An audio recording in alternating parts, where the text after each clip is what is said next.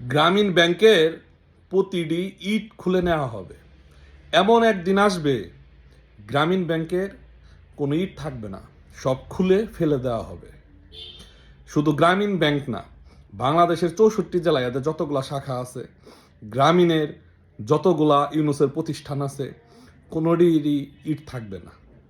আপনার 5 আগস্টের আগে এবং পরে সারা বাংলাদেশে 64 জেলায় যে আওয়ামী লীগ অফিসগুলা ভাঙ্গা হয়েছে, ছাত্রলীগ অফিস ভাঙ্গা হয়েছে, যুবলীগ অফিসগুলা ভাঙ্গা হয়েছে, এই ইউনুসের নির্দেশে, ইউনুসের কথার উপর ভিত্তি করে, তার উপরে ভরসা করে যারা এই কাজগুলা করেছে, এবং আওয়ামী লীগের এমপি, মন্ত্রী, বিভিন্ন নেতা এবং সাধারণ সমর্থকদের বাড়িঘরে যেভাবে ভাঙচুর করা হয়েছে, আগুন দেওয়া হয়েছে, এই প্রত্যেকটার হিসাব একদিন দিতে হবে। এবং এটার প্রতিশোধ হিসাবে গ্রামীণ ব্যাংক থেকে শুরু হবে।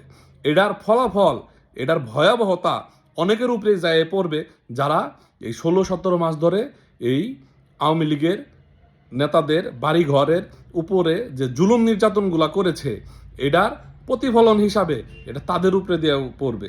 ইট মারলে যেমনি পাটকেল খেতে হয়, আমরা ছোটকাল থেকে মুরব্বীদের মুখে শুনে আসছি, এটা বাস্তবতায় রূপ নেবে। এটাই বর্তমান প্রেক্ষাপট।